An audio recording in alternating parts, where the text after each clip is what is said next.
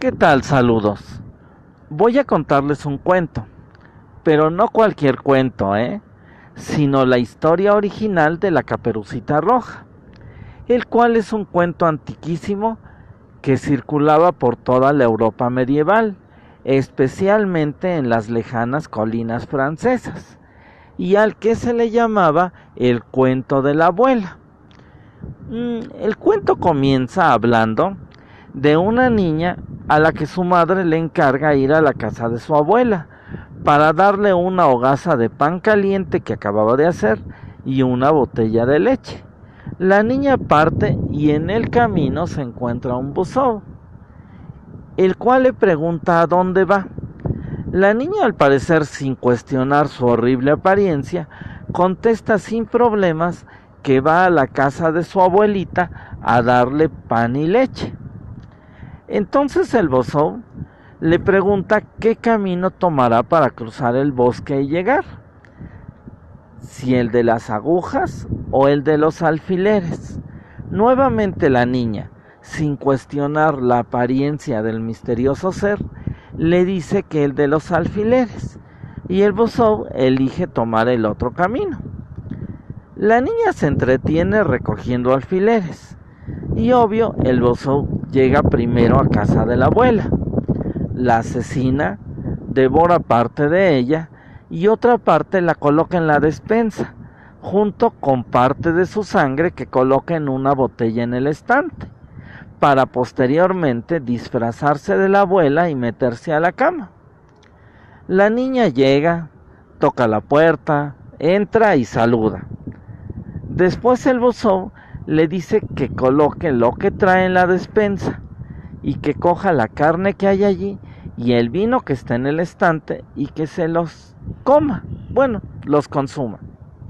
Nuevamente la niña, sin cuestionar, hace lo que le dice, aunque un gato que anda por allí sí le dice lo que está pasando y le dice que se está comiendo a su abuelita. Pero al parecer la niña ni siquiera lo escucha. Después de eso el buzón le dice que se desnude totalmente y se acueste con él porque ya no va a necesitar su ropa. Poco a poco la niña se empieza a desvestir sin cuestionar nada y va echando su ropa al fuego para finalmente meterse con el buzón a la cama sin absolutamente nada de ropa. Comienzan ya entonces las clásicas preguntas del cuento de Caperucita, de por qué la abuelita estaba tan peluda, de por qué tenía las uñas tan largas, de por qué tenía los hombros tan anchos, de por qué tenía las orejas tan grandes, por qué tenía la nariz tan enorme y finalmente por qué tenía la boca tan grande. A lo que el buzón responde, para comerte mejor, y la devora. Sí, allí termina el verdadero cuento, donde devora a la niña. No hay cazador que la salve, no hay truco que la libere, simplemente es devorada por el monstruo. Porque para empezar, en el cuento original no hay lobo. Lo que hay es un ser al que se le llamaba Buzón, que es un ser muy parecido a lo que ahora nos pintan en las películas como hombres lobo, una especie de unión entre un hombre y un feroz animal. Recuerden que estamos hablando de la Edad Media, una época oscura de la historia en la cual era común creer en seres sobrenaturales, como brujas, elfos o monstruos que deambulaban por los enormes bosques de la vieja Europa. Así que lo primero que nos llama la atención es por qué la niña no se espanta con el ser que se le presenta, si era un hombre lobo. Y la respuesta es que para empezar no es Hollywood. Estamos hablando de una época en la que a esos seres mitológicos en los que se creía no se les tenía miedo, sino que se les creía seres superiores y se les admiraba y respetaba. Fue hasta después que el cristianismo los demonizó que se les empezó a temer. Y esto no es de extrañar, porque aún hoy día en México, sí, hoy en pleno siglo XXI aquí en México, hay seres mitológicos que más que miedo causan fascinación entre los pobladores, seres como los nahuales, chaneques o aluxes. Es más, a algunos todavía se les hacen ofrendas. Y por lo tanto, no es de extrañar que la niña nunca haya cuestionado al Bozou. Pero en sí la niña, a la que posteriormente conoceremos como la niña de la caperuza roja, al parecer nunca cuestiona nada, porque al final, creyendo que el monstruo es su abuela, tampoco le cuestiona por qué debe desnudarse, ni por qué ya no va a necesitar su ropa, y es por eso que la quema en el fuego. Y finalmente se acuesta con el monstruo disfrazado, y ante cada pregunta lógica que hace, recibe una respuesta tonta que tampoco cuestiona. Por ejemplo, le pregunta que por qué tenía esas orejas tan grandes, a lo que el Bozou responde: para oírte mejor. Pues que en ningún momento la niña se dio cuenta que el tamaño, la forma y la cantidad de pelo que tenían sus orejas no eran las de la abuela, que no era normal. A ver, llegas a tu casa, ves a tu abuela con unas orejas muy similares a las que tiene tu perro, todas peludas y puntiagudas. No me digas que no te vas a sorprender. Si a mí me pasara, yo llamo a emergencias, ¿eh? O mínimo le meto un batazo en lo que investigo qué está pasando, ¿o no? ¿Comprendes ahora la ingenuidad de esta niña a lo largo de todo el cuento? Nunca se cuestiona nada de nadie, solo confía en lo que siente. Así que como el Bozou para ella es un ser fascinante, pues confía en él y punto. Y como ama a su abuela, pues también confía en lo que cree que es ella, sencillamente. Es más, la madre la manda sola al bosque, sabiendo que hay criaturas extrañas en él, y la niña tampoco dice nada en ningún momento, solo va sin decir palabra.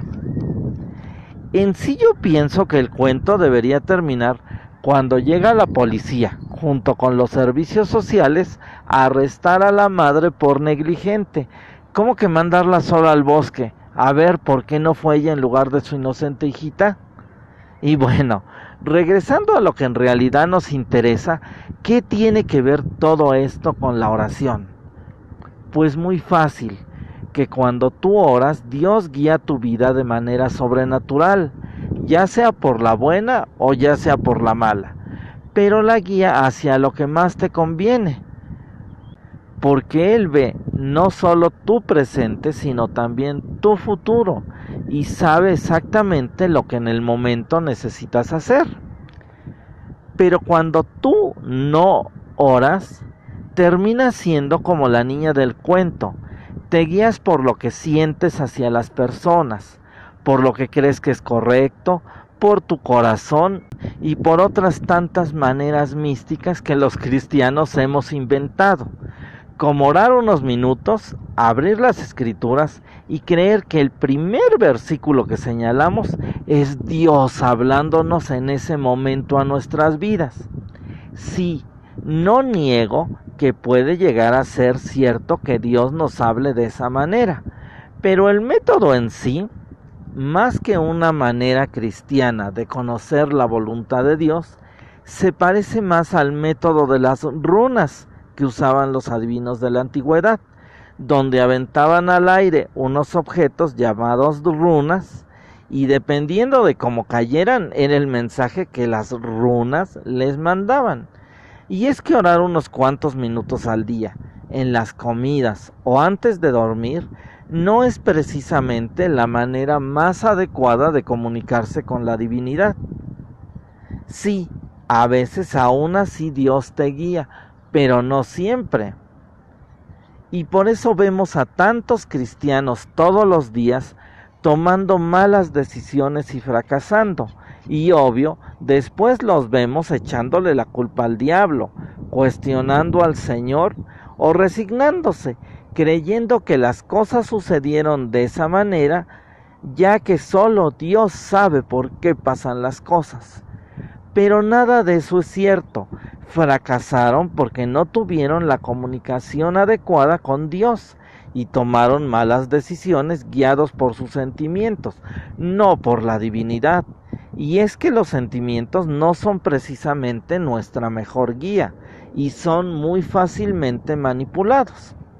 Ejemplo de ella es una chica enamorada. Verá a su novio de la secundaria como el hombre más perfecto que hay en el universo. Sentirá que no existe nada igual a él.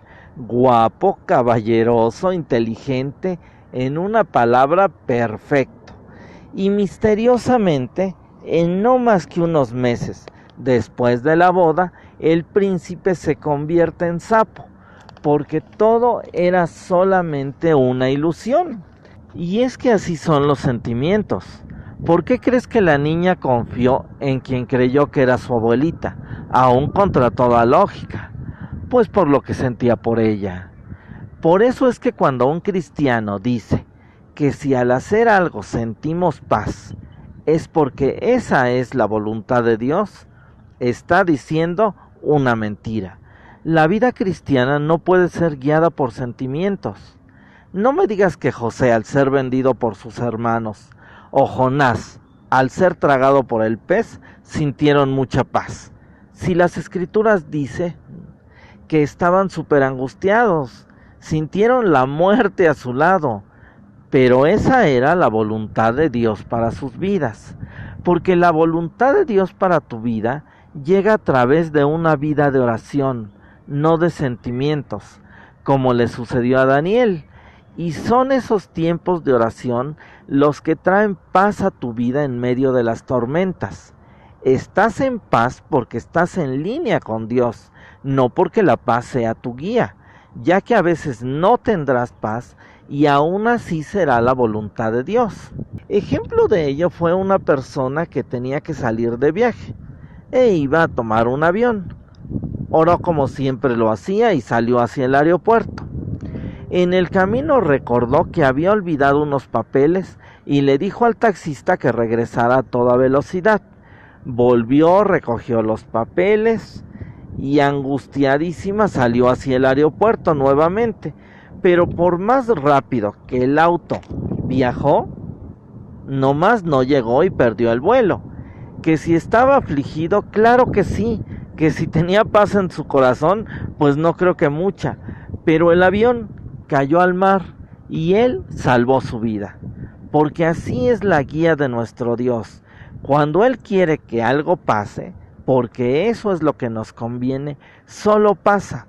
Si sentimos paz, qué bien. Y si no, pues qué más da.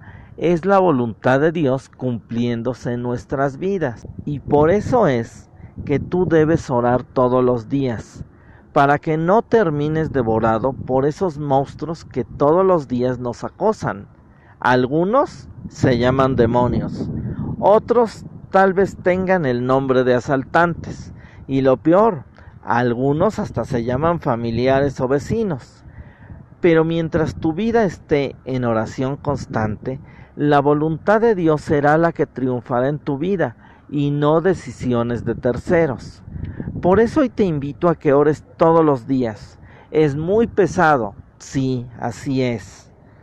Por eso si lo repartes en 3 tiempos de 20 minutos cada uno, será más fácil hacerlo. Bueno, si es que quieres orar 1 hora al día mínimo.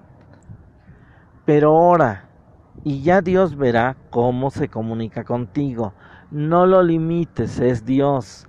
Él puede hacerlo de 1001 maneras, entre las cuales sí se encuentran en ocasiones los sentimientos y también los versículos bíblicos, pero no siempre, porque a veces Dios lo hará de las maneras más inusuales que te puedas imaginar.